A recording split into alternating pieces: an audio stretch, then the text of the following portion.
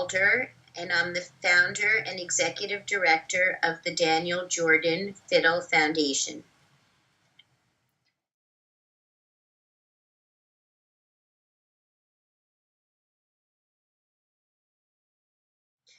The Daniel Jordan Fiddle Foundation was the first organization in the United States to focus on adult autism exclusively.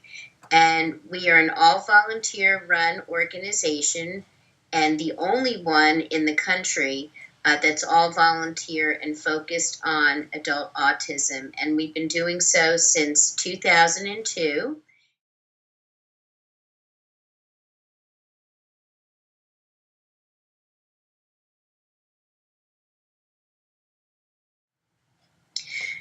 The Daniel Jordan Fiddle Foundation really has opened doors for the diverse population of autistic adults. We have co-developed and developed programs that provide job training, jobs, housing, resources, tools that help people get to and from their destination, what's called the Get Going Guide that we did with Easter Seals, and a whole array of activities that people can pursue in their leisure time. And so basically what we do and what we've been doing for almost 15 years now is we open doors for adults diagnosed with autism to live the fullest lives possible and contribute to their communities.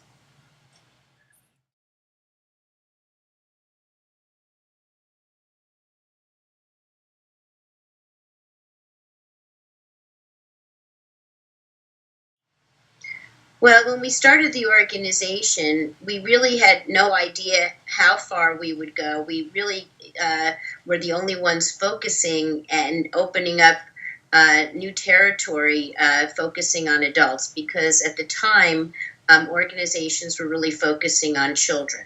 So we had no real concept of where we would go, but we hoped that we could help a few people, and as it turns out, many years later, I think we've helped quite a few people in attaining good lives and having access to things that they would probably not have access to, whether it's a horseback riding program for adults or job training or a unique residential accommodation. So I feel like we've really done more than we could ever have anticipated.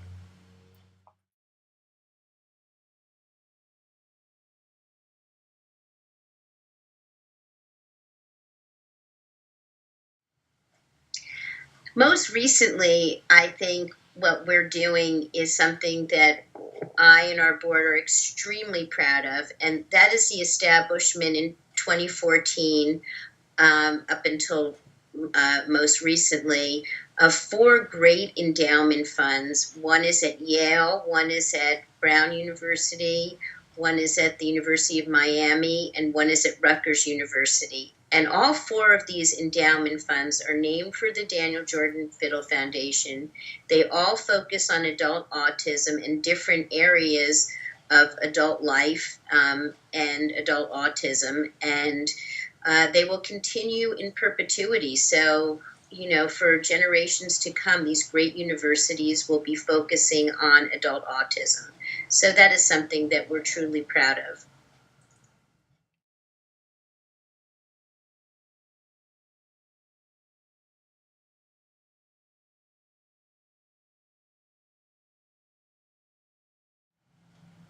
Well, the first thing is to believe in yourself. And while you're believing in yourself, don't take yourself too seriously and have a good sense of humor that will lead you to be flexible and take things in stride in the workplace and leave yourself open, because careers are fluid and they change as you change and as you have experiences. So always stay open and flexible and always laugh. Those are my three things I would say.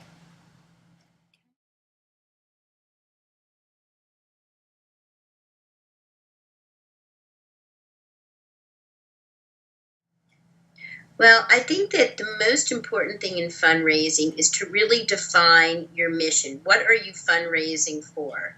Uh, and that should be done very succinctly in just a couple of sentences, almost like what they call an elevator pitch. You know, you say it as quickly as you would get on and off of an elevator with someone, to just describe what you're doing, and then really come up with a unique way to present that to the community in an event that would be a little different than maybe a golf event, although golf events are totally successful.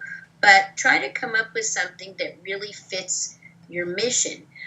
What we did over the years and have done, for instance, is we've had shopping events, we've had, walking your dog events, if we were raising money for dog therapy programs, for instance, or if we wanted to talk about jobs and creating jobs in the community, we do different shopping events and, have adults on the spectrum be there and working and showing their potential. So I think it's always important to align your fundraising with your mission and, make yourself stand out.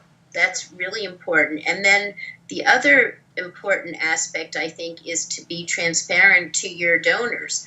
Let them know where their money is going and, how their support is valued in the organization and the lives and that they're affecting by their generosity. So I think that's also quite important.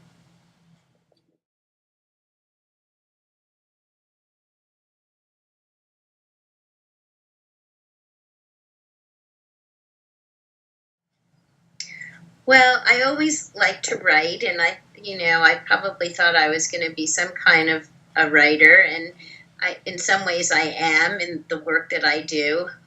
But I was thinking more like I would be a poet or something. So it's still not too late. Maybe you'll be reading a book of my poetry one day. Who knows?